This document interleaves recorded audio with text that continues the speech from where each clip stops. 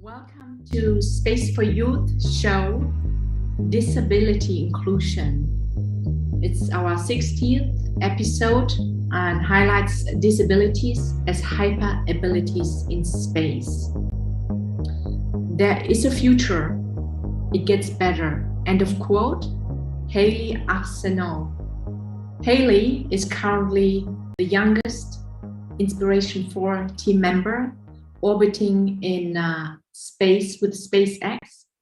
She is the youngest team member and a cancer survivor, and currently on the first private civilian manned mission as the first person in space without prosthetic. We take this as an inspiration for today's episode, which covers how the space industry could include those with disabilities and what careers in the space industries are in need of inclusion. We will also be discussing how companies can help recruit talented individuals with disabilities. I would also like to thank today's co-host, Nikita, my friend Nikita. She is the co-founder of Society for Space Education Research and Development. She's also ISO alumna from the year 2019, social impact entrepreneur. And this episode is also supported by the Space Foundation, by my friend, and she's Chille Bergstrom, the Chief Official Officer for Space Foundation. So once again, welcome everyone to this episode. We invite you to ask mindful questions. Polite and respectful conduct will be tolerated. Let me introduce you to our first speaker, Neta. She is dialing in from Israel today. Neta is 19 years old and will share with us the power of proximity through her Space Camp project with NASA. Neta has a visual impairment due to birth. She was a twin. Straight to you. Hey everyone! Again, as you said, my name is Neta. I'm 19 years old from Israel, and here I am today. I'm going to talk to you about my experience when I was on SpaceX Space Camp. For teens with visual impairment in Huntsville, Alabama. I'm visually impaired, yes, as you say, and I'm more than happy to share with you my experience. So before I start to say everything, I just wanted to talk about my visually impairment. I'm visually impaired, of course, and because a lot of people does not know what visually impairment is, people know what blind people are, and people know what people who are fully sighted are, but not a lot of people know what visual impairment is. So visual impairment is caused by damage in the eye system and cannot be fixed by glasses or contact lenses. And I want to say that the association that thanks to this organization, sent me to the SpaceX Space Camp was Ofek Lelenu. It's an Israeli organization of parents who has visually impaired kids, and they sent visually impaired friends to space camp every 2 years. Okay, can you? Yeah, another one. Can you? The next one. Yeah, and another one. Okay, thank you. So my experience in SpaceX Space Camp. So SpaceX, it stands for Space Camp Interested Visually Impaired Students, and it's located in Huntsville, Alabama, of course, and it's near the U.S. Space and Rocket Center in Alabama. When we arrived, I'm saying we because I got there, my friend Noah got there, she's 2 years older than me, and I was chaperone. We got to Alabama, and the crew, the staff there divided us into groups of 16 visually impaired friends in one group. I met another 200 visually impaired and blind friends from all over the world, from Germany, from the US, from Canada, from India, from Australia, New Zealand, and many more countries. Another thing that I wanted to say is that the camp itself, it's 1 week, and on this week we did incredible things such as the group missions. Yeah, so the group missions are basically that the staff from studies took us the group of 16 and divided us into jobs in that team. So some of us were pilots, some of us were co-pilots, some of us were scientists on the mission control room. And me specifically, I was a scientist on the ISS, International Space Station, and I was on the mission control, and I helped from the mission control to have if the spaceship has some problems, and I had them got fixed.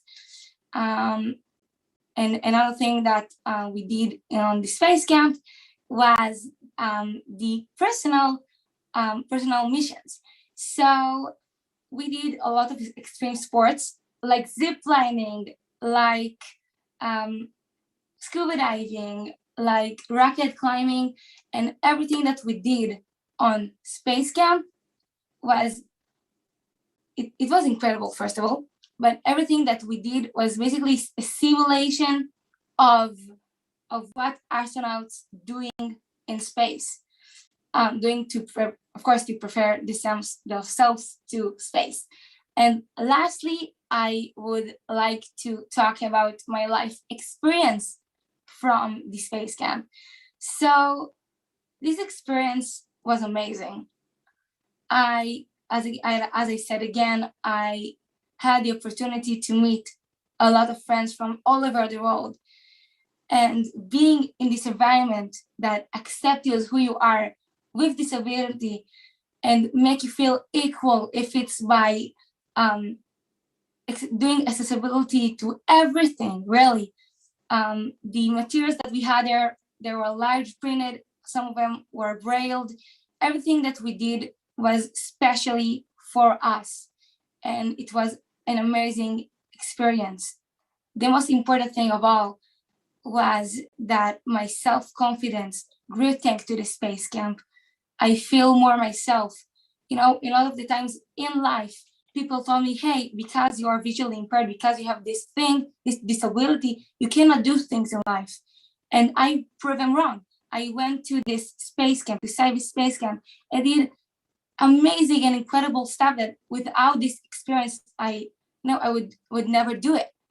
I learned I can do a lot of things, and I learned that my disability is not an obstacle on everything, really. I learned that I need to embrace it. I need to embrace my disability, and I learned to talk about it in positivity. And I learned that I did a lot of, I learned that I can do everything if I want to, if I have strength. And yeah, I was Neta, and thank you for listening. And I enjoyed so much being here, and I'm so honored to be here. Thank you so much. And yeah, if you have some question, I'm here to answer. Thank you, Neta, for sharing this unique experience. We have many questions. Yeah, sure. Many questions we'll answer in the second half of this episode. How to access these space camp programs. There are many children and youth that will be very curious how you access these programs. So thank you for this amazing presentation. We'll get back to you very soon. Now I hand the mic to Nikita. She's the co-founder of CERT and will introduce her own student from India today. Thank you very much, Hian. I see you have set such an amazing stage for all these young students to share their experience of what they have learned being, such special students, I could say, or in person. And I'm so happy that we have Shaik Samad from India, who would also be joining in this panel and speaking about his disability, which he proved to be something called advantage, or how he's going to use that problem that he has in order to overcome, or what all has he overcome, is something that we will explore. To tell about Shaik, he's been a very enthusiastic person about space and astronomy. He's now in his first year of pure science, doing his bachelor's, and he want to become astrophysicist. Has been an amazing student of ours, and he actually secured 100% scholarship at our junior space scientist program. And I'm so happy to have Shaik here. After listening to his story, I felt like all of us over here and all the audience from across the world should listen to him as well. Shaik, this is your stage. Please talk about your experience. Yeah. Hello everyone, I am Shaik Samad Pasha from India. So I am right now pursuing my BSc Honors in Physics from lovely professional university. So can I present? Yeah.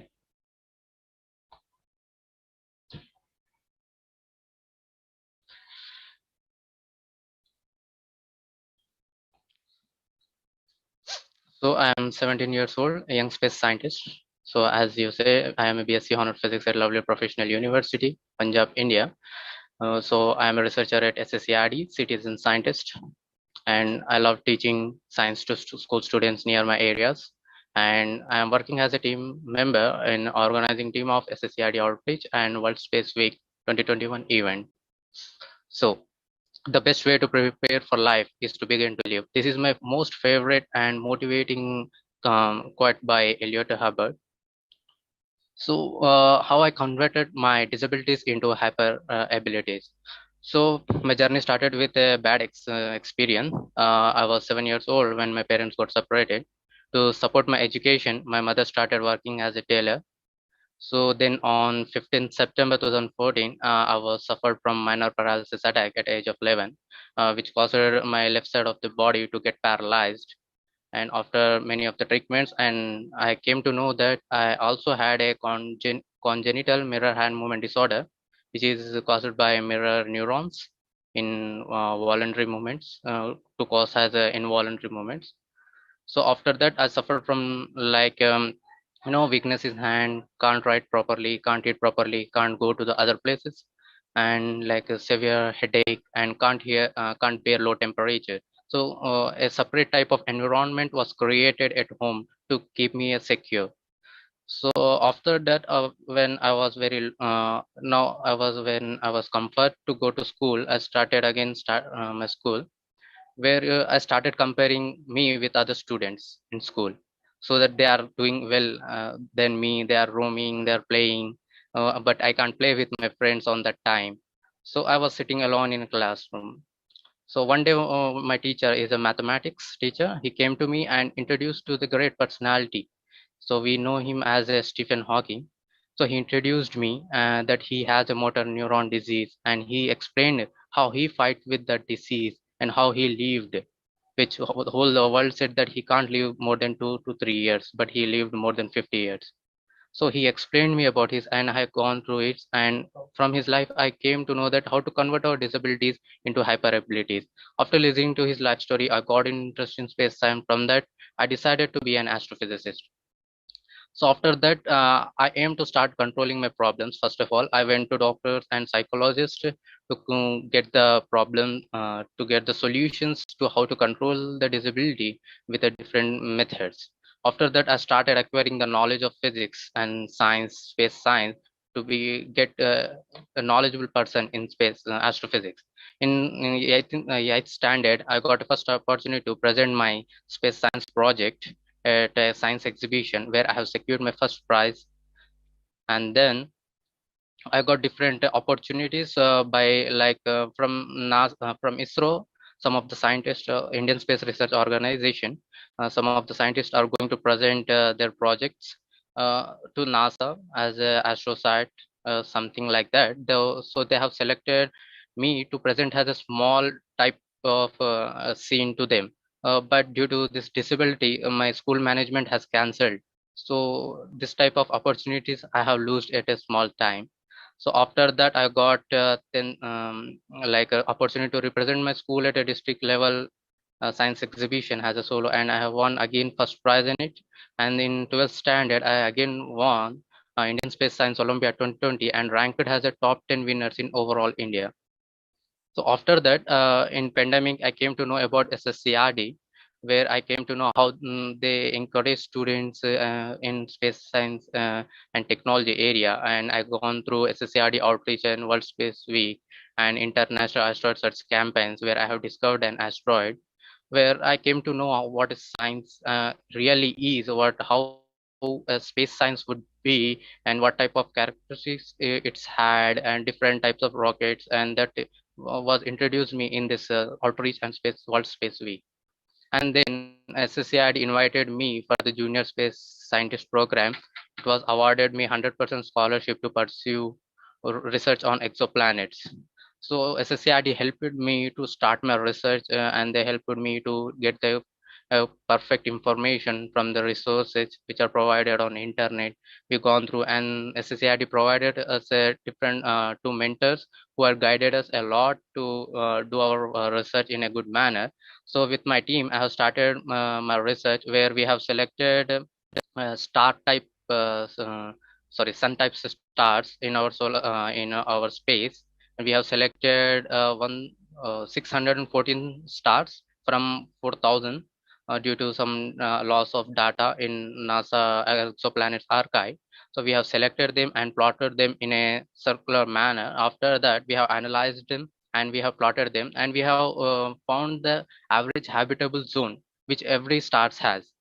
So we have selected them, and after plotting, we came to conclusion that the stars which we had are having habitable zones of from 0 AU to 5 AU. So after that, we also tried to find exoplanets in that habitable zone, but we got unexpected results where we found only zero number of exoplanets present in that habitable zone. So after that, right now we are continuing it. Right now we are encouraging our team members also who are in low grades, and we are continuing to gain the knowledge of coding and the different type of process analysis. And we are continuing this project, and I have also participated in many national research oriented programs and competition conducted by Indian Space Research Organization. And at the moment, I am individually serving as a science educator under the non-profit organization called the Cosmological Society, where different state government innovation hubs are also helping me to provide a science education to all the school students and even the high grade school students also. And this is my transfer my disability into hyper abilities. So from this disability, I learned that I came to know about my strengths and weaknesses. I better understand my rights and responsibilities. I came to know about disability does not define me as individual, and almost no negligible limited impact on my life. And I could make contribution towards the enrichment of my family, schools, and community. I feel I have been more reasonable of meaning life. That's what. Thank you for presenting, calling me into this event. Thank you. Shaik, this was an amazing presentation. Bravo for all of your accomplishment and your drive to push through and crediting the support that you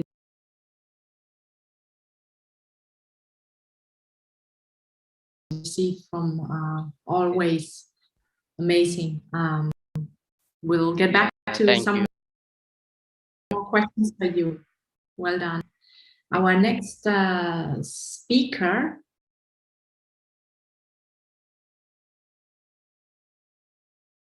is going to be Chille.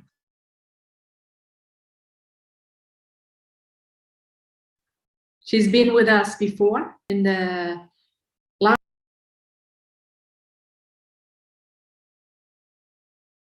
year or this year. I'll give credit to Chille for coining the notion disability as hyperabilities in space. Now, she has accomplished to be an aerospace engineer at the age of 8. You have to share with us your secret sauce on how you did that with the age of 8. I've never heard this before. With the MIT, and was named as a space futurist at the age of 10 by MIT's Media Lab. At the age of 14,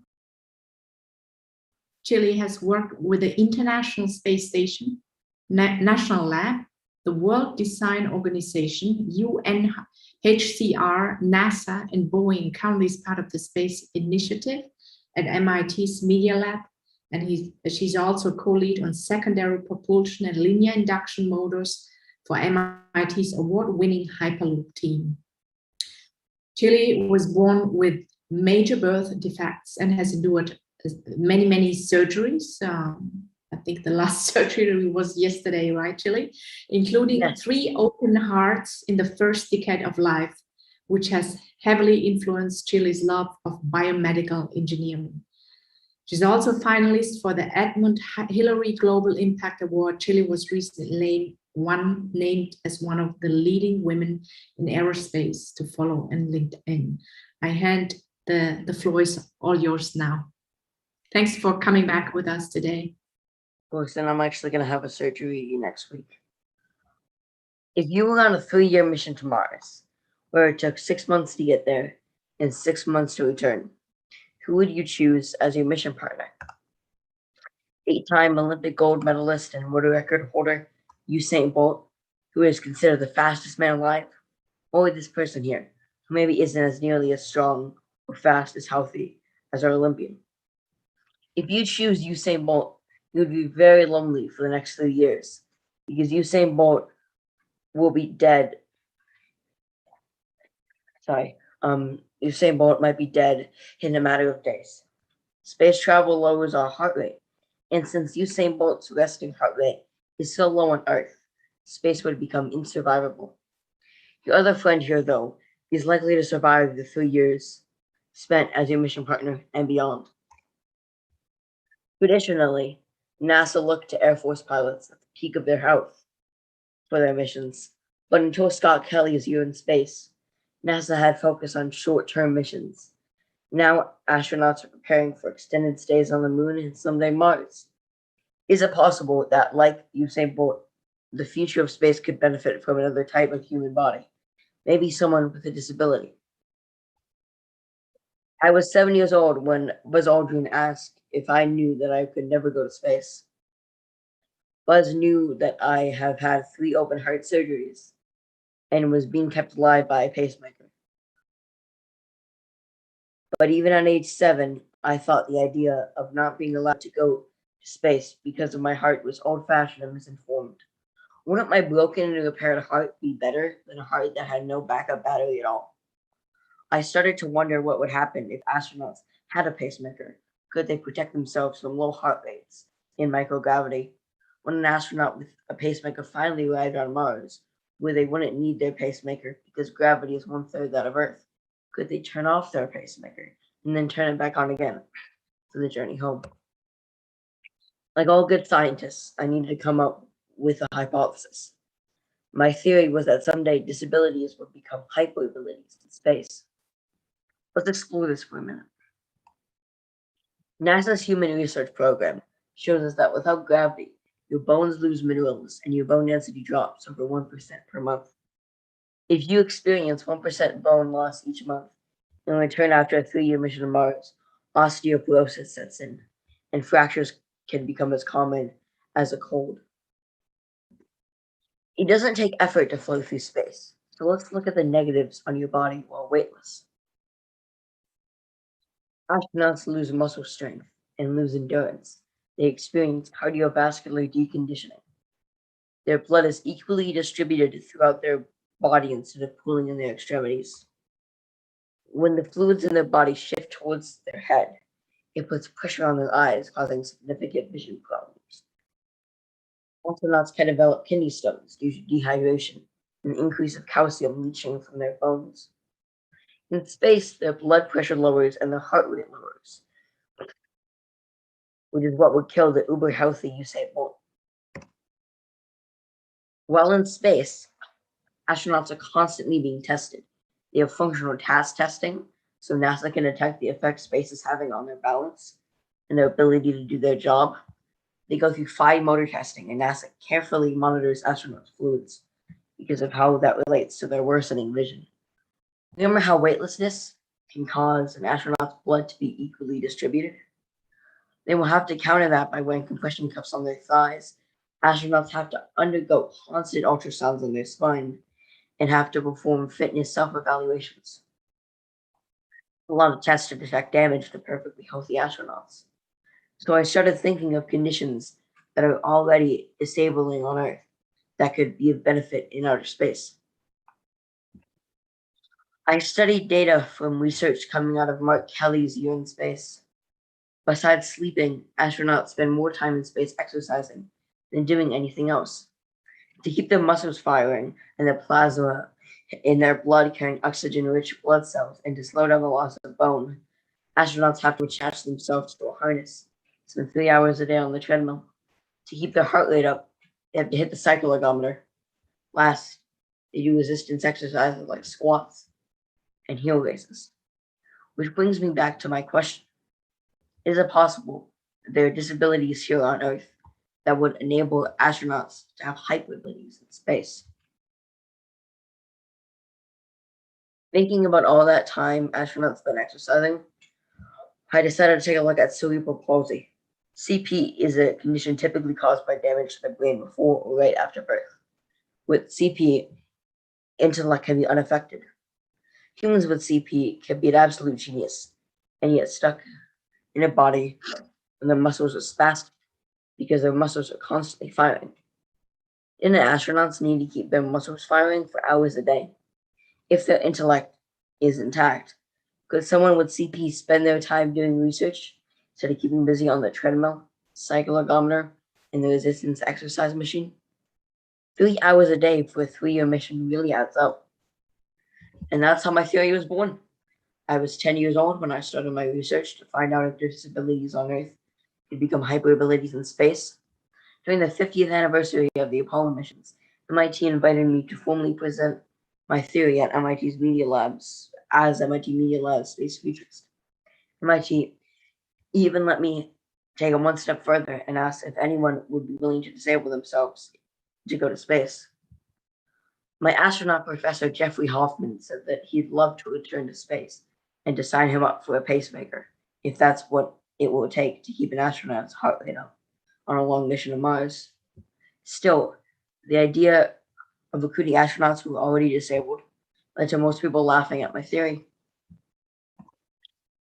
That made me try even harder to prove my theory.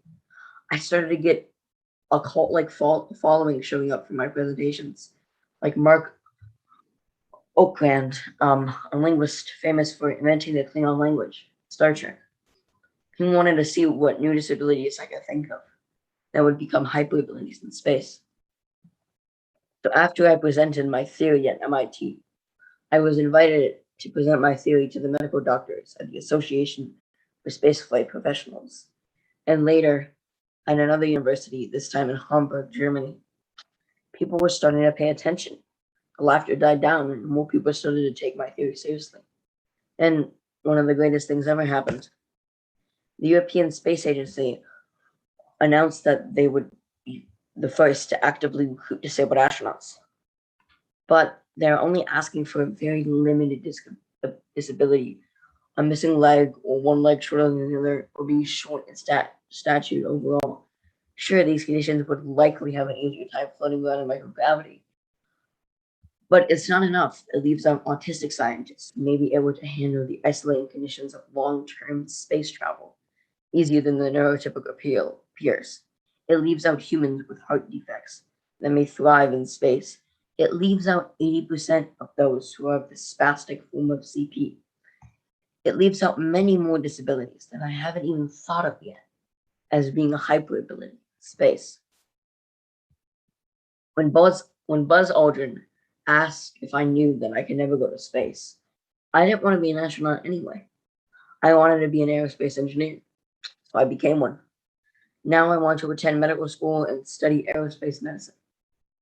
The thing is, no one knows what the future may hold because we are the ones creating it.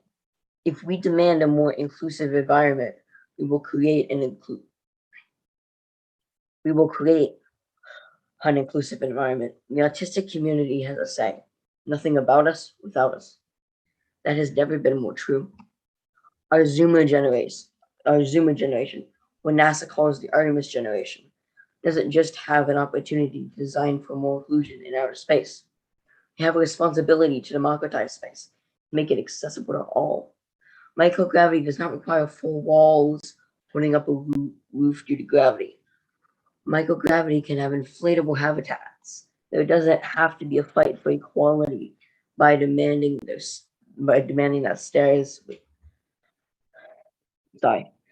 all buildings replace their stairs with elevators, or that curbs are cut out to accommodate wheelchairs. We get to design outer space from scratch, without barriers at all, to include everyone. Pete Worden, the former director of NASA Ames Research Center, was named the chairman of the Breakthrough Initiative by Yuri Moner and Stephen Hawking. Dr. Worden said that he can predict the success of a company by looking at a photo of their board of directors. He was talking about having a company that was diverse leadership as the greatest predictor of success. But with the space architects of the future, I implore you to not miss this opportunity to have the perspective of disabled humans designing the future of lunar and Mars colonies. If you don't include us, someone else will, and they will be the companies winning the bids to design our future. Because someday, I promise you, disabilities will prove to be hyperabilities in space. Thank you. Thank you, Chille, for this amazing presentation once again. I will introduce the next speaker, also from the United States.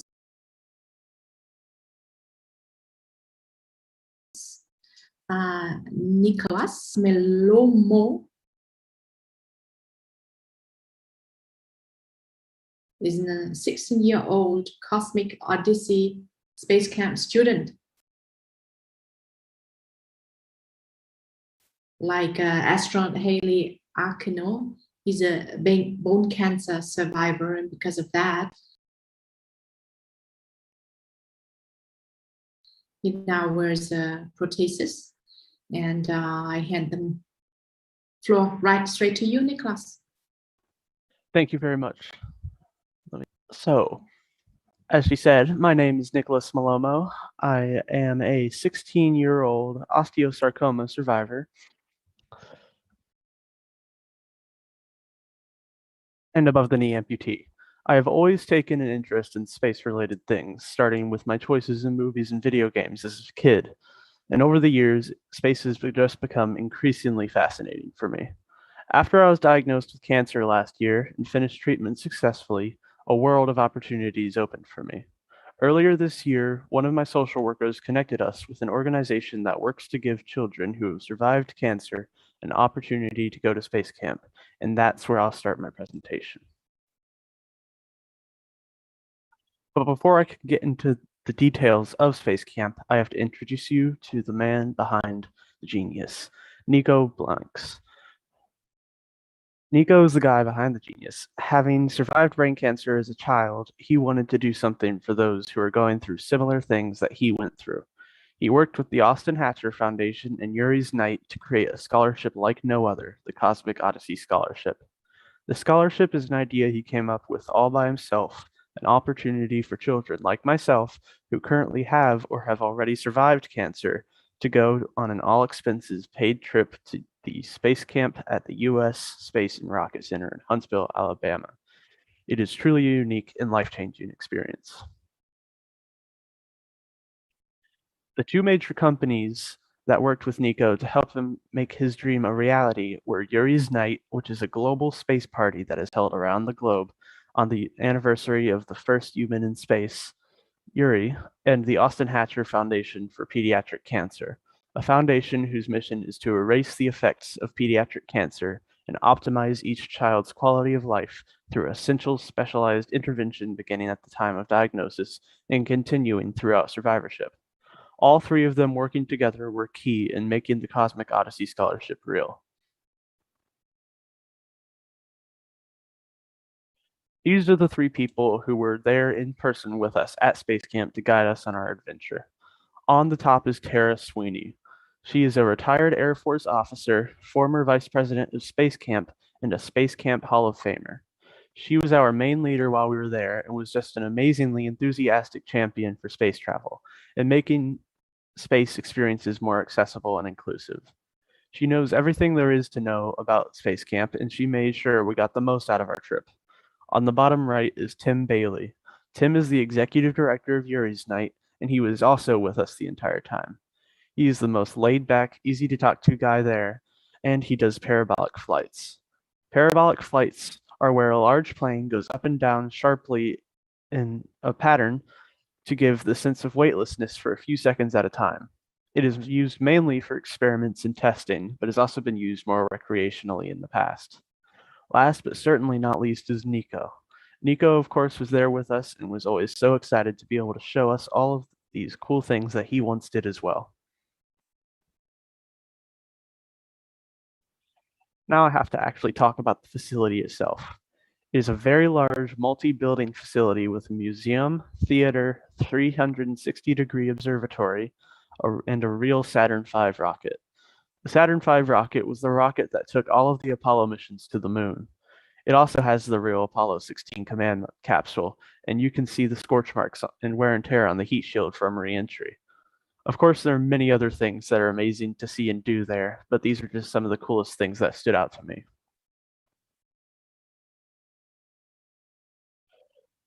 We were not alone in getting to do the Cosmic Odyssey Scholarship.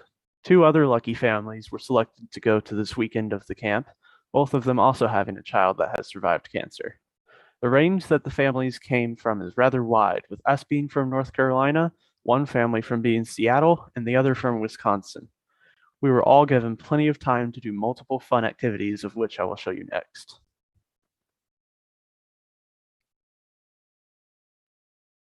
This activity was the first one we did, bright and early in the morning.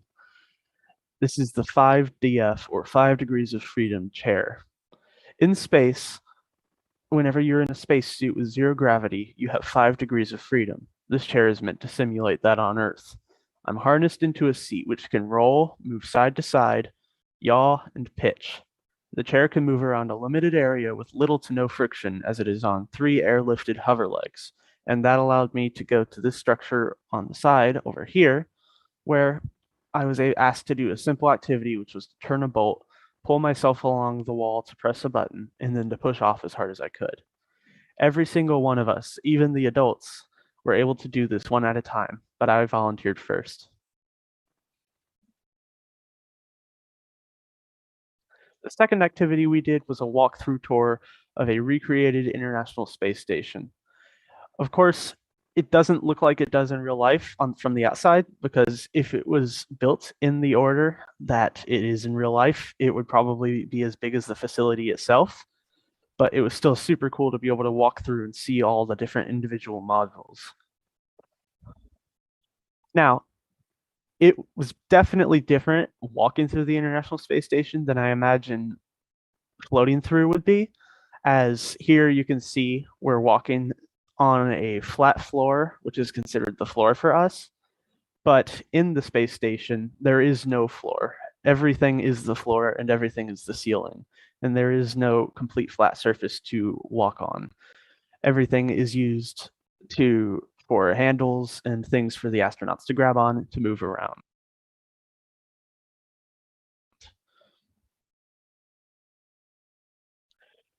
Final activity we did was the mission simulation, which was by far my favorite activity. The coolest parts was that we were all assigned, including the parents, to a different job.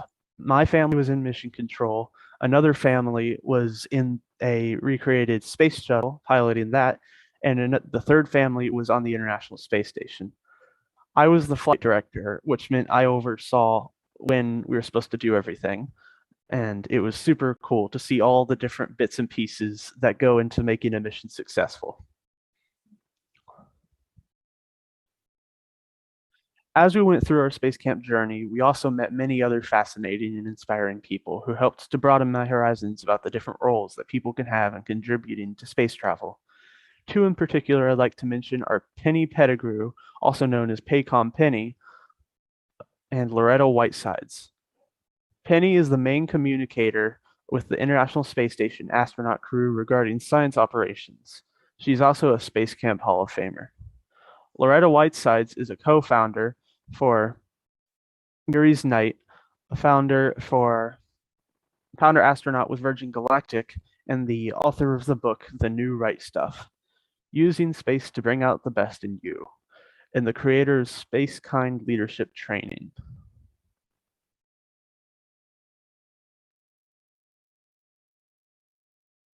Hold on, I'm having an issue.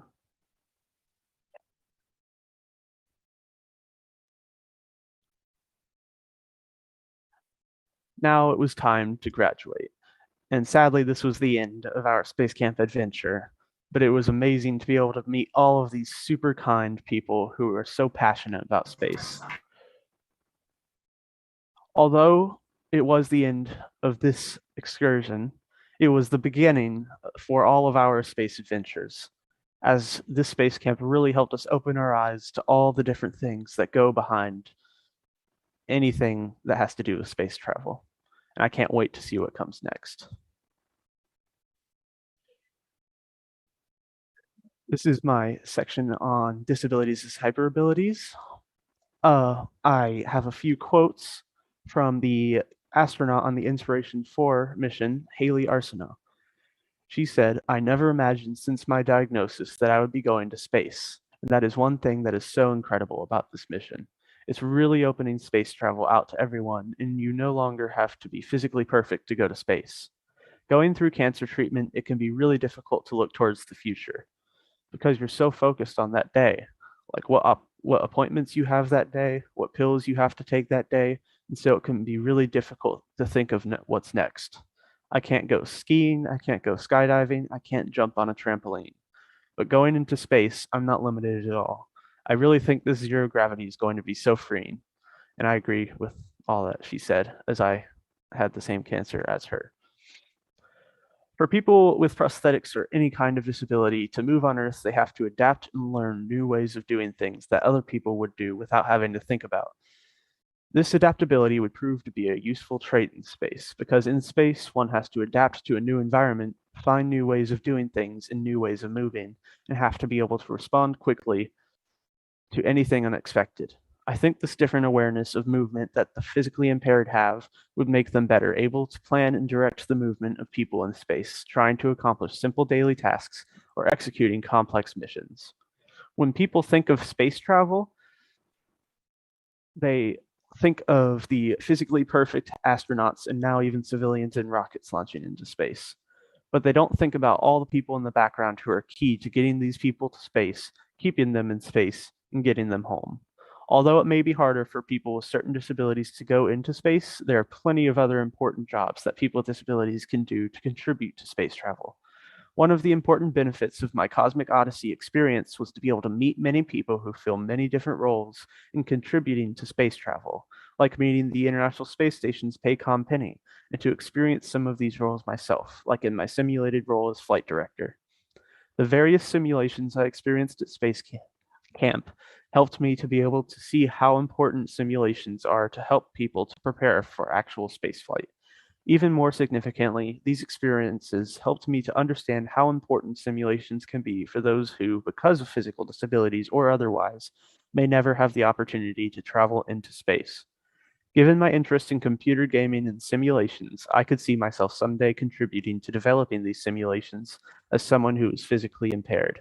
I think I would bring a unique understanding of significance of these applications of technology. Thank you for listening. Bravo, Nicholas. Thank you for this amazing presentation. Wonderful. We now open the floor for Q&A. This is for everyone to answer. In your darkest moment, you know,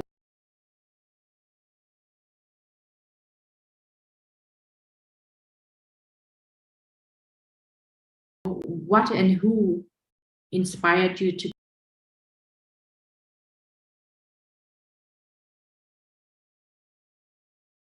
keep going?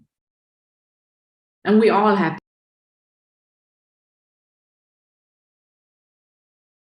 these moments, but just curious to hear what kept you going. You know, you all share your personal stories and obstacles that you had to overcome, but I would like to hear from you what keeps you, you know, what keeps you going, you know?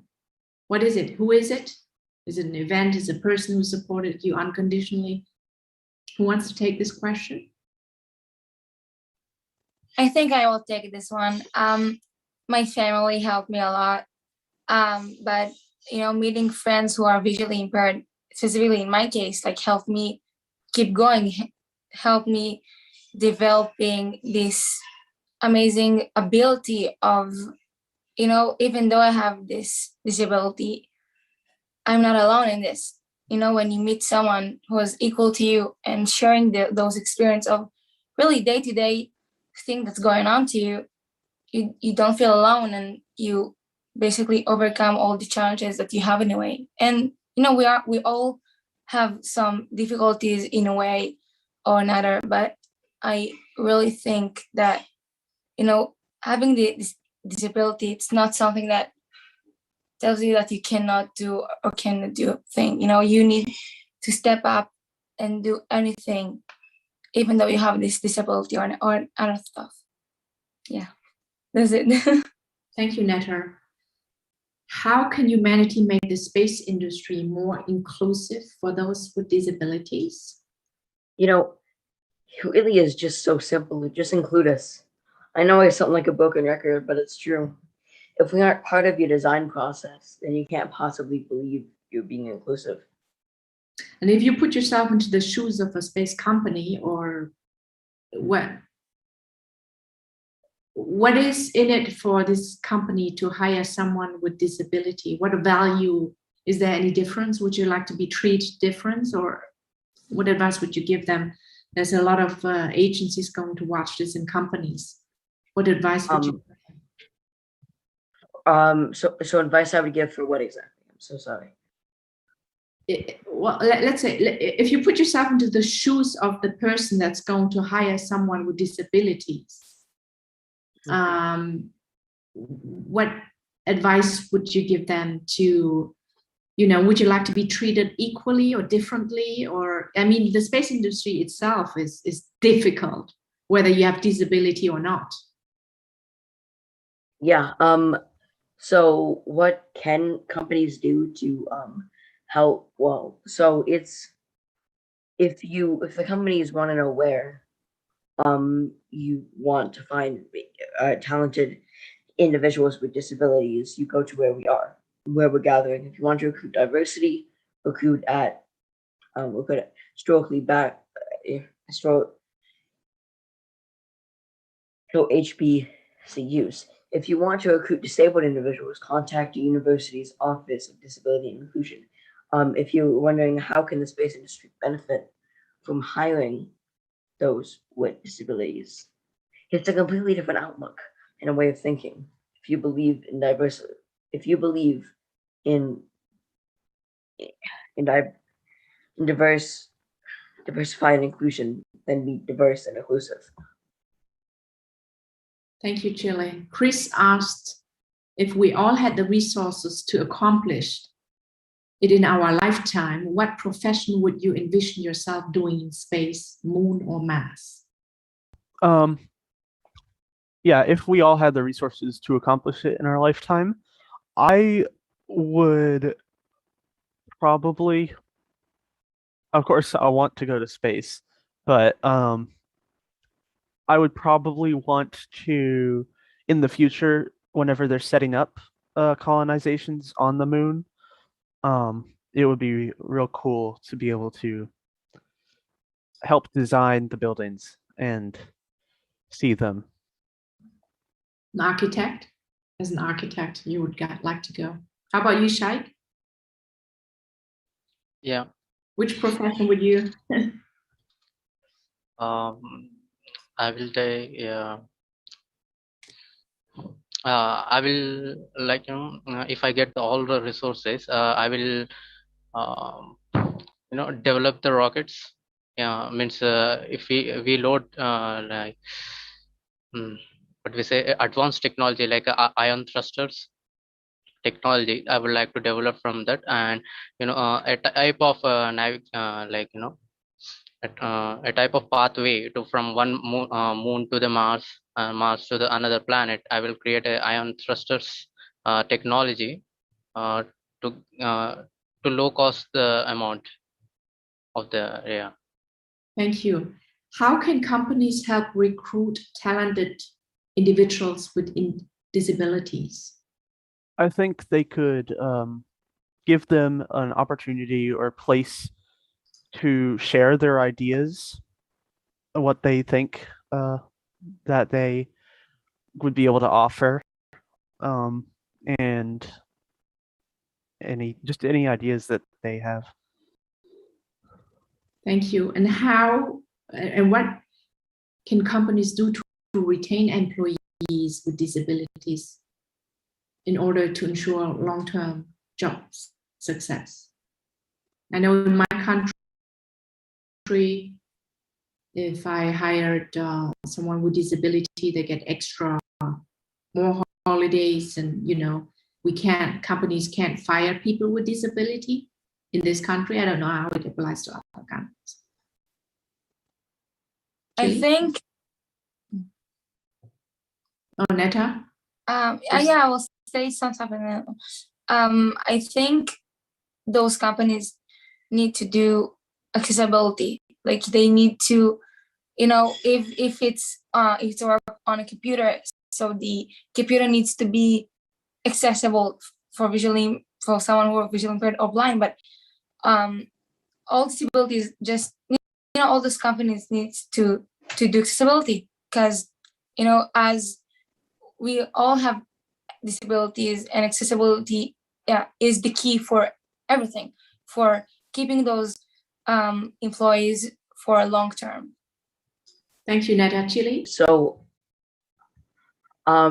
accommodations are what stands between a disabled person and success. Do you offer speech to text?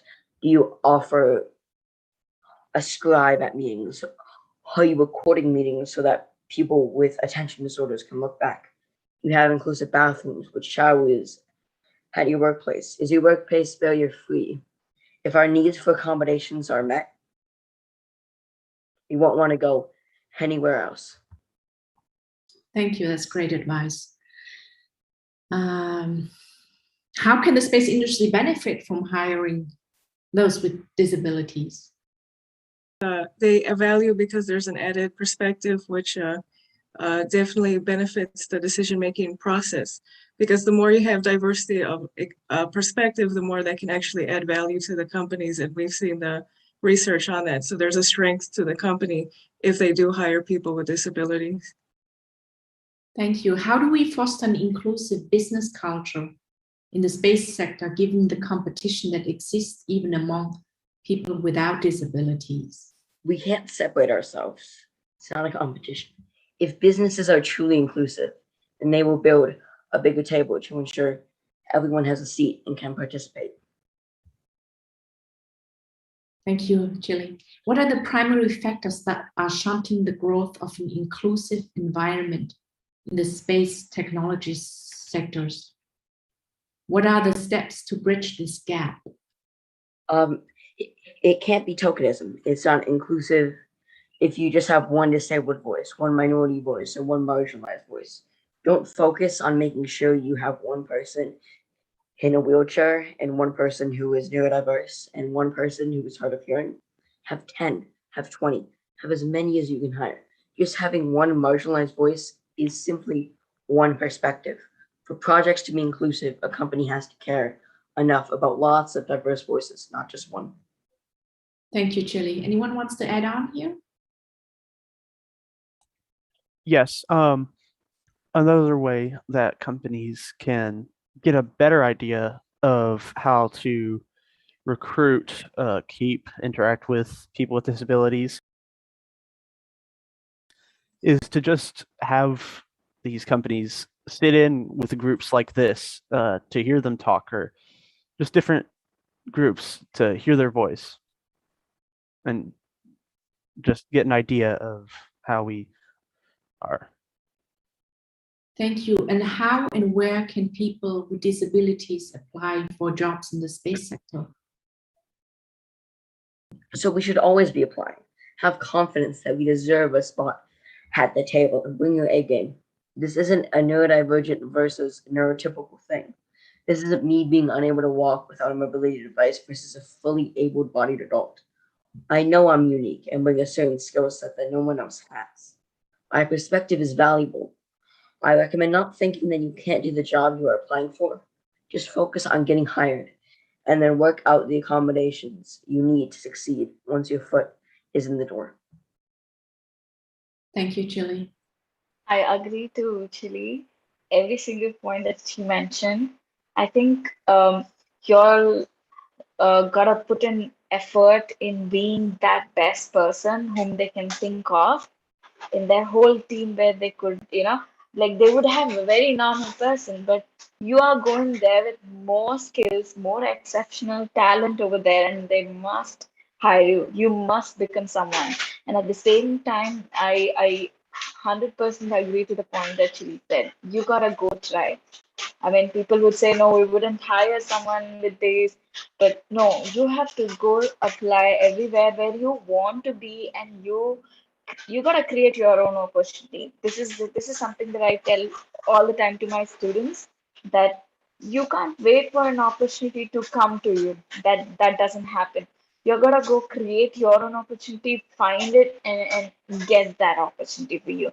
So you all are like have done amazing work at this age, and I could see that with learning more skills that's required to get into the industry, you could really go to the high positions in those companies, and you could be the role models to many more students who would be there with these kind of disabilities.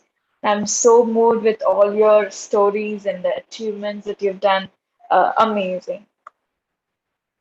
That was a great closing, Nikita. Thank you. Did I close it? I think you have to close it in your side. I need to add on. Thank you. Thank you, everyone who presented today. I have one more last question, perhaps Neta or Niklas. Can you brief on how you got involved in Space Camp to inspire more? How to apply? Okay. Me specifically, my good friend, his name is Amir. He was 2 years before me on the same association that I told you about, OFEC Leiladenu.